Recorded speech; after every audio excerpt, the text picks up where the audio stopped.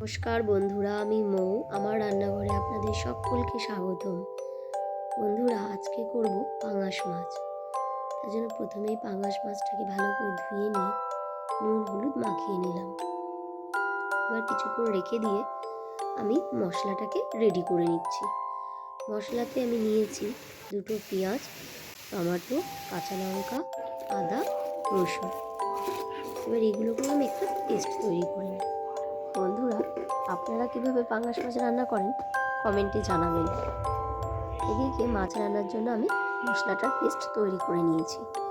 এবার কড়াইয়ে তেল দিয়ে তেলটা গরম হয়ে গেলে আমি সমস্ত পাঙাশ মাছগুলো এক এক করে দিয়ে ভেজে তুলে নেব। বন্ধুরা, রেসিপিটি সম্পূর্ণ দেখবেন, আর ভালো লাগলে লাইক কমেন্ট সাবস্ক্রাইব করে দেবেন। এদিকে মাছ ভাজা আমার কমপ্লিট হয়ে গেছে। এবারে মাছের ঝোল বানানোর জন্য যে আলুগুলোকে কেটে রেখেছিলাম সেই আলুগুলোকে তেলে ভেজে নিতে হবে। তেলটা গরম করে আলুটা দিয়ে দিলাম। আলুটা বেশ কিছুক্ষণ নাড়াচাড়া করে লালচে হয়ে এলে আলুগুলোকে একটা পাত্রের মধ্যে তুলে নিলাম। এবারে তেলের মধ্যে কিছুটা জিরে তেজপাতা ফোড়ন দিলাম। পর আগে থেকে বেটে রাখা মশলাগুলোকে দিয়ে দিলাম। এবার বেশ কিছুক্ষণ আমি কড়াইতে কষাতে থাকলাম।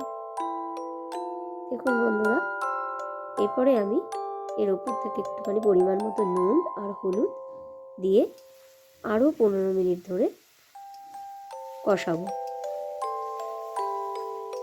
এবারে মশলাটা কষে এসেছে।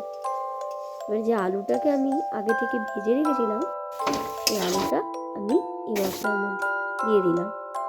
এবার মশলা দিয়ে আলুটাকে ভালো করে নেড়ে চেড়ে নিয়ে এবার জল দিয়ে ভালো করে নেড়ে চেড়ে আলুটা সিদ্ধ হওয়ার জন্য ঢাকা দিয়ে দিতে হবে।